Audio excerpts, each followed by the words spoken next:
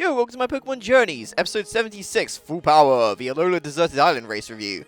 God, this was an awesome episode.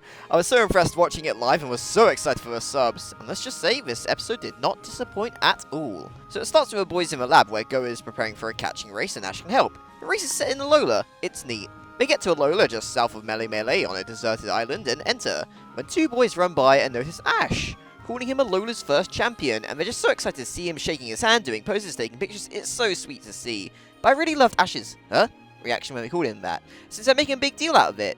He's not used to showing off like this. Of course, Go is confused, while Ash is very matter-of-fact, like, oh yeah, I competed in a tournament here and won. And when Go asks why Ash didn't mention that, Ash just forgot he didn't. And honestly, I'm so for that. He's not the type to just bring it up randomly. And while Go was surprised, I think it helps that this came after seeing Ash beat Iris and entering the top 100 trainers. It's not like he's suddenly treating Ash differently because it's now revealed to him that Ash is a champion. He's his friend first and foremost, and I think it's just handled very tactfully. It's great. And I can see this being seen as underwhelming to some people, because at first, when I saw the episode preview mentioned the champion thing, and it was like, really? Some kids just bringing it up? And that was like kind of off to me. But thinking about it like throughout the week before this episode aired, it's like, yeah, this is perfect. These people idolize Ash. He's basically a celebrity because of what he did at the league, and he's touched their hearts. Yeah, sure, Kukui Burnett, the Alola friends, could have done it when we last went to Alola, but they see him first and foremost as a family or a friend rather than the champion. He could have bragged to Iris he became a champion, but that would come across as him trying to one-up her. Having people who he doesn't know, but they know who he is really effective in showing off how inspirational he can be as the champion. And it really gives me vibes when people gather around other champs like Cynthia, or more importantly, Leon. So these brothers are Zen and Ryoku, and they want to now show their full power off and beat Ash. This race will be taking across all sorts of terrain with different checkpoints where you have to catch various Pokemon. And the one presenting this race is Anna from various races episodes in Sun and Moon. Nice to see her, some nice continuity. So Ash and Go climb on a cliff on Go's Boulder, which is Team Rocket watching the race waiting for a chance to get Pikachu. And they all think about the Alolan Team Rocket Pokemon, and maybe going to go check on them. So spoiler alert, they do, and this is the first time Team Rocket ever re-meets a Pokemon they left behind. But we'll get to that later. So Ash and Go have to catch Alola and Geodude, so Go does. The Full Power Brothers manage to get ahead, and a rock blocks the path. Luckily, the Full Power Brothers have a Z-Ring. But it's clear something's wrong as their kommo-o completely whiffs it, so Boulder stops a rock, which launches into Team Rocket, which was quite funny. This whole sequence sets up a nice little plot line, because what's up with the boys? Is it a fake Z-Ring? Do they just have trouble? It has a nice payoff, so it's a great thing to include. The next task is to catch a Bruxish, which Go does with help of Ash's Lucario using its aura and Pyukumuku to actually battle it. Cool to see how these Pokemon are used to help with it. So the Full Power Brothers attempt another Z-move to catch their Bruxish, but kommo-o again just whiffs it, which causes Ash to approach him to explain that they can't just launch Z-move after Z-move, and they freak the hell out as they think they're just embarrassing themselves in front of Ash, the champion, their hero. Ash explains they weren't in sync with kommo-o, and uses his weird Ash ways of explaining things to describe the feeling of using a Z-move. How there are those special moments where you feel like you can win, and where your Pokemon's hearts will be truly in sync with each other.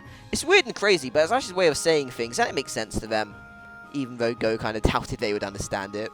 The last Pokemon to get is a Persimmon, and Ash and Pikachu have a great idea to help draw them out. Play catch with a berry, because they know Persimmon love to do it, from their experiences with Persimmons in Sun and Moon, which Go and Grookey join in on as they're drawn out. This is interrupted by Team Rocket, who are here to catch Pikachu, of course, and they call him the Bloody Gotcha, which pulls out a Tropius and a Vileplume. Vileplume's powders doesn't affect Grookey, but looks absolutely adorable, getting a banana from Tropius, which distracts it.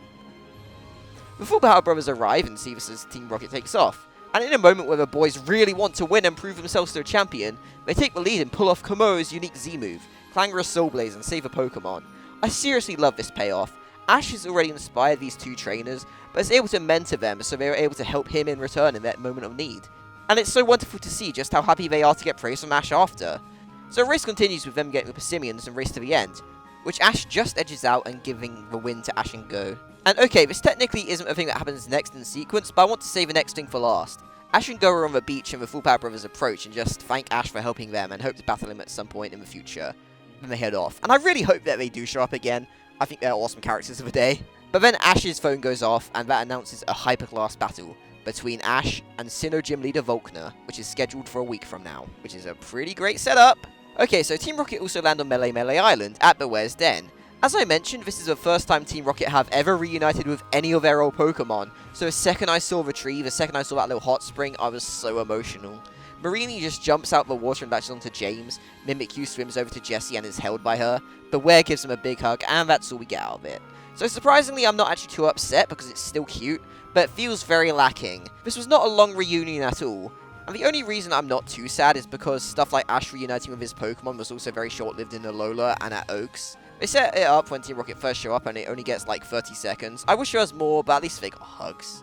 So overall, I just absolutely love this episode. It's basically something that's completely centered around Ash being the champion, but it doesn't feel like it's just randomly thrown in, since obviously this episode sets up the Volcano battle when Ash is running Hyperclass. There's a nice little emotional core with these kids who see Ash as an inspiration, people in a region who really look up to him because of that title, and how he's able to tutor them with knowledge he gained in Alola and help them grow as trainers. I truly love Ash's portrayal here.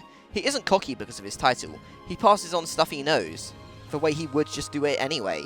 This feels exactly what it should be like for a champion interacting with the people. Very good stuff. They didn't just suddenly figure out the Z move. They applied what Ash says he feels when using them, and it's all the better for it. And I feel like I should give thoughts about Zen and Ryoku, but I really like how they're sort of hot-headed but not too cocky to a point of not listening to any advice they're given. No, they intently listen to Ash and want to learn from him. It's the best thing ever, and they're delightful characters of the day. I don't think being hot-headed is completely unfounded either, since they literally have a pseudo-Pokemon.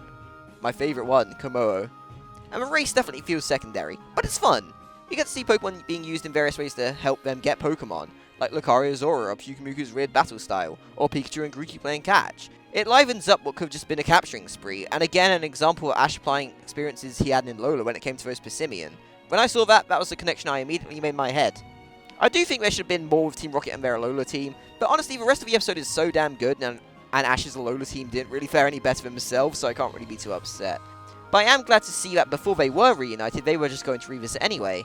Fine, I can live with that and assume we have a nice amount of time with Beware at all, since they definitely won't be in the next episode, so I can just headcanon that.